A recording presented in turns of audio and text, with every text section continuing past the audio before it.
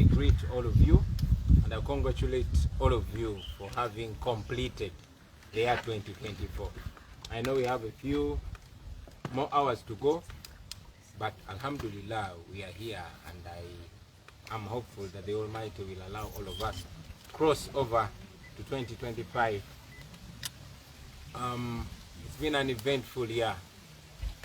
On our side, we remember with heavy, very heavy hearts, our loved ones that have departed, more especially our Deputy President, my Deputy President, Mama Johnny Mugisha, who we lost this year. We continue to keep her in our thoughts, and many other comrades and family members that we lost. We pray for them and we hold them in the deepest and warmest parts of our hearts.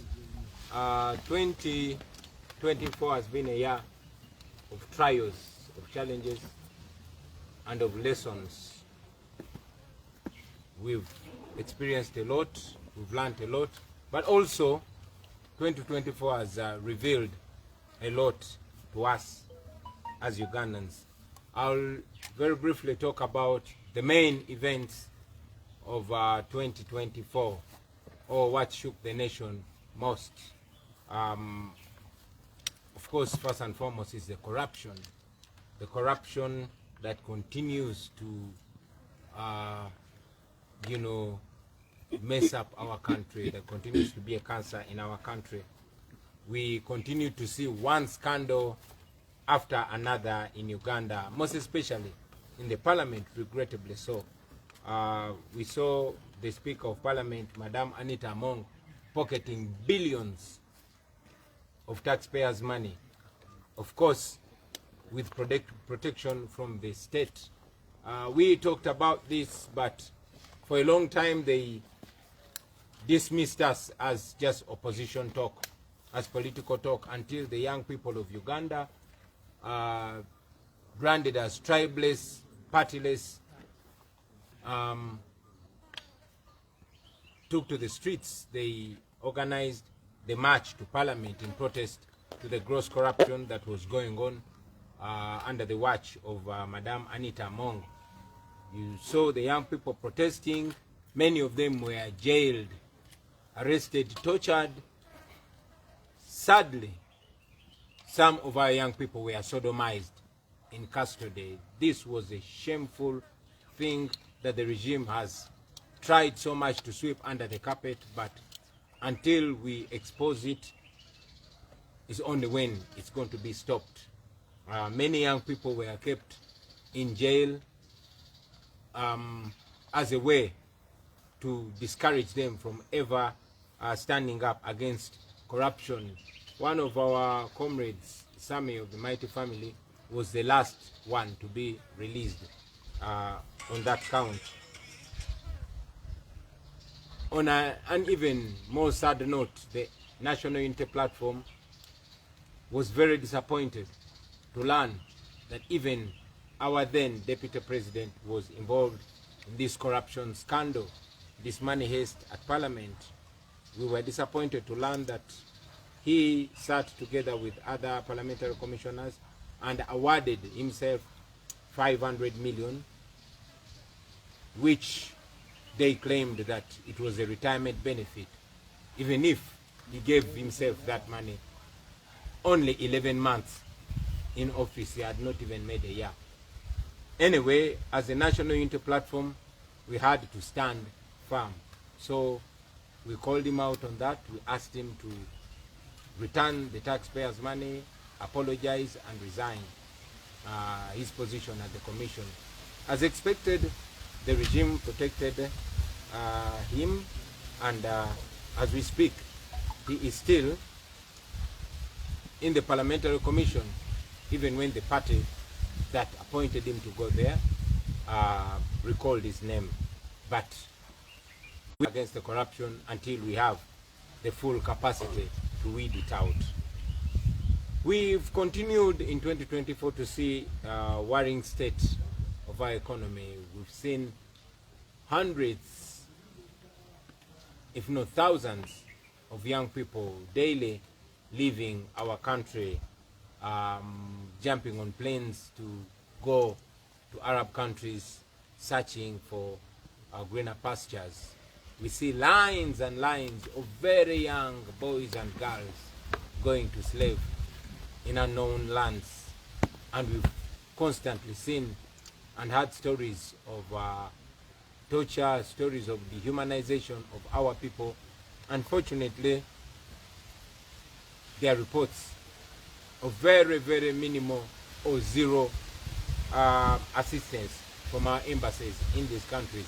Of course, because our embassies have been reduced to spy agencies of the regime internationally. One of the most embarrassing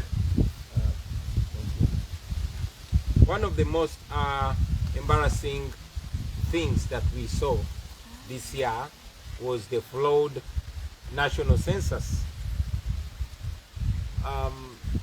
Uganda carried out a national census this year, but we saw reports from the field that many enumerators were not paid, many gadgets were malfunctional, many citizens, a huge chunk of citizens, were not even counted.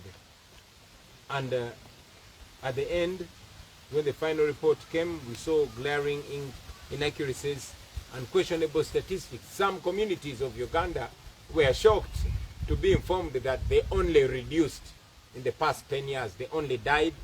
They did not procreate. They did not produce any children. Of course, it was very embarrassing, but so are the goings on in Uganda. Moreover, this became even more embarrassing because they had a whole decade to prepare, a whole 10 years to prepare, and that is what could come out. Goes further to expose the incompetencies of this regime. So incompetent to carry out such a national project upon which so much planning of the nation is based, and then it comes out inaccurate. Very, very limited reflection of what the reality is within the country. This year, 2024, we continue to see the presence of the Ugandan military in the Democratic Republic of Congo. We all remember that this began in November 2021 under the claim of pursuing ADF rebels. We saw bombs going off in Kampala, and very, very quickly our military was deployed in the Democratic Republic of Congo in November 2021. It's 2024 now, but we have had reports, including a United Nations report accusing Uganda of supporting M23 rebels in the Democratic Republic of Congo, of stealing natural resources and minerals from the Congo. Now this is a UN report. We all should remember that the last time our military went to the Congo, they plundered Congo, stole natural resources, timber and minerals. They raped women and carried out a whole lot of gross human rights violations. And we were dragged to the International Court of Justice. The Ugandan taxpayer was condemned to pay to the tune of 1.2 trillion shillings to the Democratic Republic of Congo. In simple terms, they went, they plundered, we paid, or we are paying. This money that we are condemned to pay, it is you, my fellow Ugandan, and your grandchild that are going to pay. So now we can all imagine what is going to come out of our presence in the Congo right now. If the UN report has claimed that Uganda is involved in plundering Congo again and supporting rebels in a foreign land again, you and I can now imagine what to expect. Fellow citizens, this year we continue to see tragic disasters. And sadly, most of them were avoidable. We saw a garbage slide in Chitezi, where official reports show that more than 30 lives were lost, but on ground, the claims show that many more people died, and some are actually suspected to still be buried under the garbage. The whole village was covered by garbage, and this was a result of mismanagement of garbage. We saw in Chigogwa a fuel tanker exploding and killing.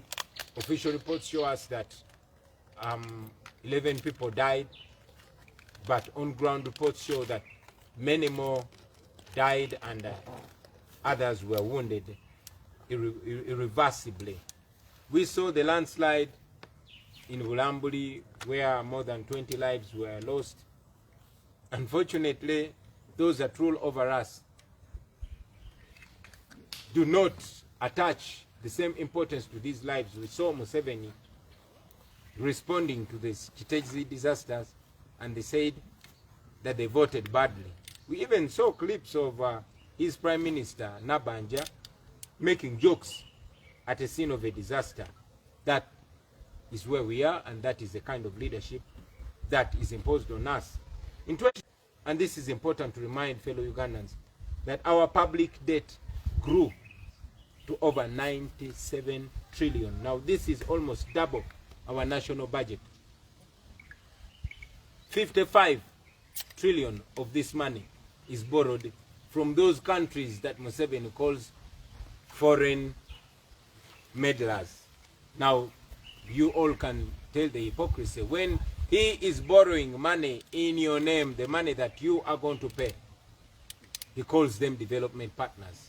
But when they call him out on abuse of human rights and democracy, he calls them foreign meddlers. That's the hypocrite that rules over us and shows more need and more urgency to get rid of him as soon as we can.